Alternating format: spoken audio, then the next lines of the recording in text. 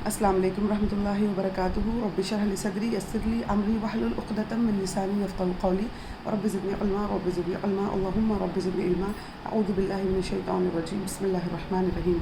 कल हमने तजवीद का तारुफ़ देखा, इंट्रोडक्शन देखा। आज हम देखेंगे अगली क्लास। आज हम हुरूफ देखेंगे।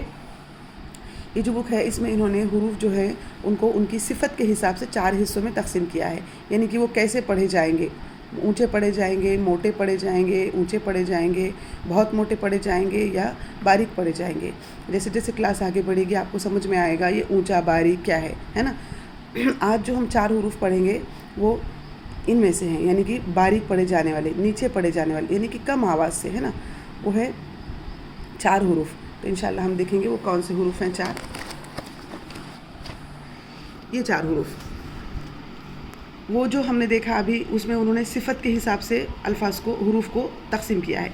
ये जो है इसमें इन्होंने मखरज के हिसाब से अल्फाज को, हुरूफ को मखरज के हिसाब से डिवाइड किया है। इसी तरह से उन्होंने पोयम बनाई है ये उंगलियों के ऊपर, हाथ के। इस वजह से क्या होता है कि हमको याद करने में आसानी होती है। तो आज हम सीखेंगे ये वाले 4, स्टार्टिंग वाले 4 हैं होठों से।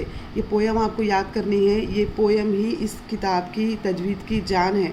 तो ये पोयम आपको हाथ पर याद करनी है। तो जो 4 हम आज पढ़ेंगे वो उंगलियों के, ये टिप जो 4 हैं सीधे हाथ की, ये 4 उंगलियां। हम बोलेंगे 4 हैं होठों से म, ब, व, फ। आप प्रैक्टिस कीजिए। 4 हैं होठों से म, ब, व, फ। जो भी हम पढ़ेंगे मतलब अब जो हम पहली जो पोयम हम याद करेंगे वो ज़बर के साथ याद करेंगे। इसके बाद हम ज़ेर के साथ याद करेंगे, 2 ज़बर 2 ज़ेर के साथ याद करेंगे, खड़ा ज़बर खड़ी ज़ेर के साथ भी इंशाल्लाह हम याद करेंगे। तो आज जो हम पढ़ेंगे 4 हैं होठों से म, ब, व, फ। किसी भी जो कोई भी अल्फ़ाबेट है उसका अगर आपको मखरज पता करना है तो आप कैसे पता करेंगे उसका मखरज। जो भी हुरूफ आता ना, कभी भी कोई भी हुरूफ, जो भी जितने 29 हुरूफ हैं उसमें से कोई भी हुरूफ आपको पता करना है। मीम है, मीम के पहले अलिफ ज़बर अ लगाइए और मीम पर जज़म लगा दीजिए। है ना, तो जहाँ आवाज़ मीम की ख़त्म हो रही, जहाँ पर आपके मुंह का जो हिस्सा मिल रहा वो हो गया उसका मखरज, है ना। ब का बनाना है, ये ब लिया, उस पर ज़बर लगा दिया, उसके पहले अलिफ मफ्तू लगा दिया, मफ्तू यानी कि ज़बर, अलिफ ज़बर अ लगा दिया, अब, है ना, अब वो हो गया उसका मखरज। कोई भी जीम लीजिए, सीन लीजिए, शीन लीजिए, 29 हुरूफ में से कोई भी हुरूफ का मखरज पता करने का आसान तरीक़ा कि जिस हुरूफ का मखरज पता करना है उसको जज़म लगा दीजिए और उसके पहले अलिफ ज़बर अ लगा दीजिए, उसका मखरज आपको पता चल जाएगा इंशाअल्लाह हुवल अज़ीज़। अब हम देखते हैं मखरज। हाँ, ये है होठ का ऊपरी हिस्सा, बाहरी हिस्सा जो बाहर की तरफ है। ये है होठ का अंदरूनी हिस्सा जो अंदर की तरफ है ना, ये वाला हिस्सा। ये है ज़बान की नोक, इसको बोलेंगे ज़बान की नोक, टिप ऑफ द टंग। ये है ज़बान का किनारा, इसको बोलेंगे ज़बान का किनारा, एजेस। ये है दांतों का किनारा, है ना। तो आज जो हम पढ़ने वाले हैं 4 हैं होठों से म, ब, व, फ। पहले हम देखते हैं मीम का मखरज। मीम यानी कि म, दोनों होठों के सूखे हिस्से से, यानी कि ये वाला बाहर का पार्ट, दोनों होठों के बहुत बाहर भी नहीं लेकिन अंदर वाले से थोड़ा सा ऊपर, दोनों होठों के सूखे हिस्से को मिलाने से म अदा होता है। दोनों होठों के सूखे हिस्से को मिलाने से म अदा होता है। दोनों होठों के तर हिस्से को, यानी कि जो थोड़ा सा उससे अंदर है, जो गीला रहता है हमेशा, वो वाला हिस्सा, दोनों होठों के तर हिस्से को मिलाने से ब अदा होता है। दोनों होठों के तर हिस्से को मिलाने से ब अदा होता है। उसके बाद आता है फ, म, ब, उसके बाद आता है व कैसे पढ़ेंगे हम? दोनों होठों को गोल करने से व अदा होता है। ये देखिए, दोनों होठों को गोल करने से, है ना। हम जनरली हम जो व बोलते, वो जो व हम बोलते वो वी का प्रोनाउंस आता है उसके अंदर, है ना। वी का प्रोनाउंस आता है उसमें, वी नहीं होना हमको। वी में क्या हो रहा, हमारे निचला होठ ऊपरी दांतों के किनारे को लग रहा, तो वो व साउंड हो रहा है। लेकिन हमको व नहीं चाहिए, हमको चाहिए इंग्लिश में जो हम वाव बोलते, वाव। तो हमारा मुंह कैसा हो रहा, गोल हो रहा। मुंह को गोल करते हुए खोलना है और व की आवाज़ निकालनी है। गोल करके मुंह को खोलते हुए व की आवाज़ निकालनी है।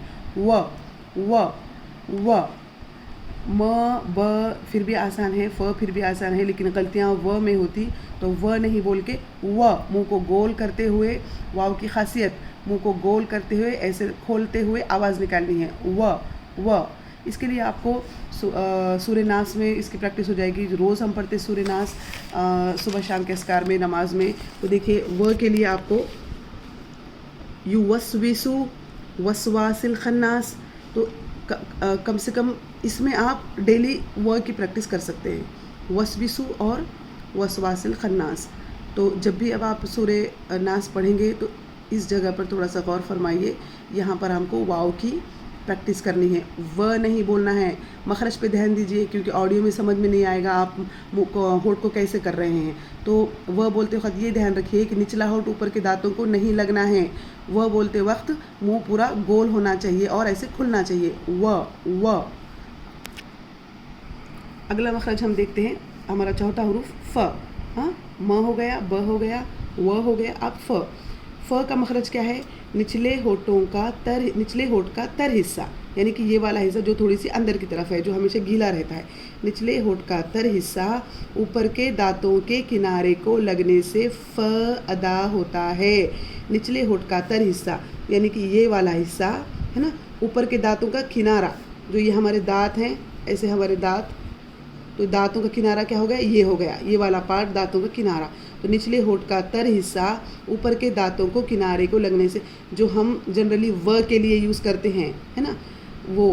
तो निचले होठों का तर हिस्सा ऊपर के दांतों के किनारे को लगने से फ अदा होता है।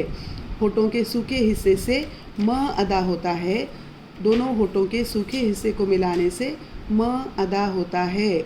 दोनों होठों के तर हिस्से को मिलाने से ब अदा होता है। होठों को गोल करने से व अदा होता है।